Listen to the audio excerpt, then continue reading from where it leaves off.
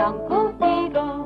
His coat it was a barley bag, all sewed up with a needle. His nose was rag, his toes were rag, his legs were Harris Tweedle. His eyes were dots of cotton frocks, they called him Uncle Feedle. Uncle Feedle was a rag doll.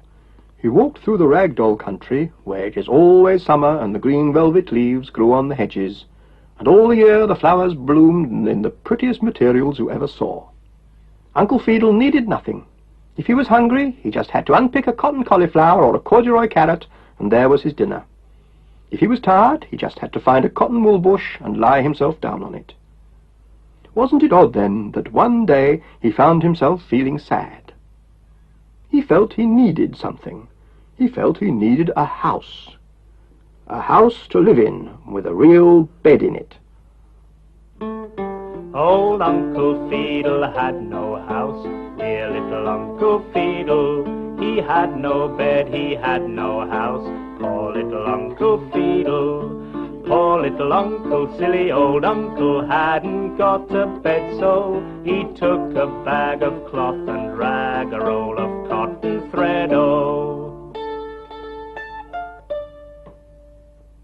Uncle Feedle emptied all the pieces and patches of cloth out of his rag bag and set them out on the green velvet grass. The other rag dolls saw him working away, and they were very puzzled. Then they asked him what he was making, and when he said he was making a house, they were even more puzzled. But Uncle Feedle went on working. He laid out pieces of calico and bombazine and watered silk and purple plush. Then he started to work. Now first he sewed the kitchen wall with cotton thread and needle. With stitches small the windows tall were sewn by Uncle Feedle. The curtains lush were purple plush and bombazine the mantle. A bottle of milk was watered silk and calico the candle. Uncle Feedle sewed and stitched and patched and cobbled until he had made the pieces of the 4 walls of his house, with pictures on the walls and tables and chairs sewn on. He even made a real bed from a quilted patch of old eiderdown to go inside his own house. Everything went well, until he sewed the walls and the roof together. Then suddenly the trouble started. His house would not stand up. It was made of rag, and it was all flippy-floppy.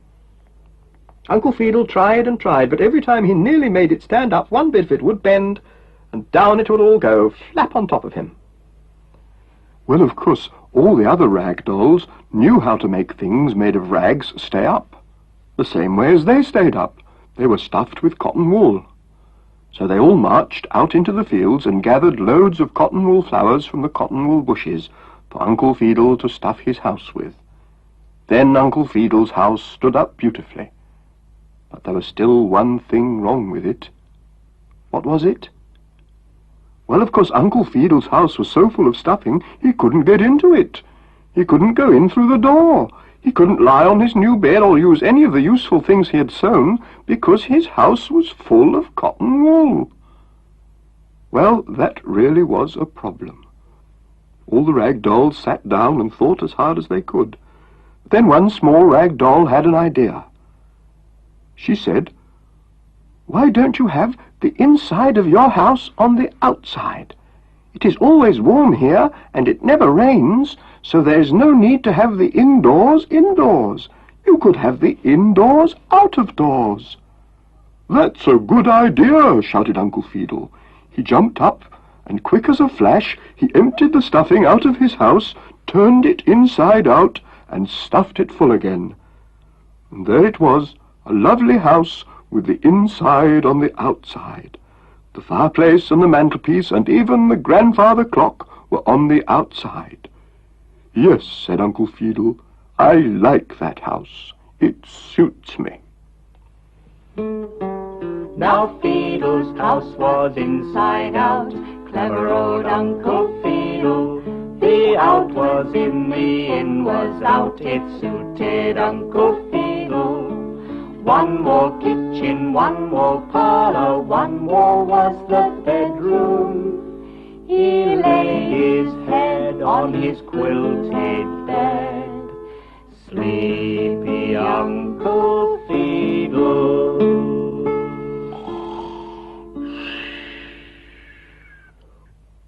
What a pretty story. What a delightful story. Absolute rubbish, every word of it, but quite delightful.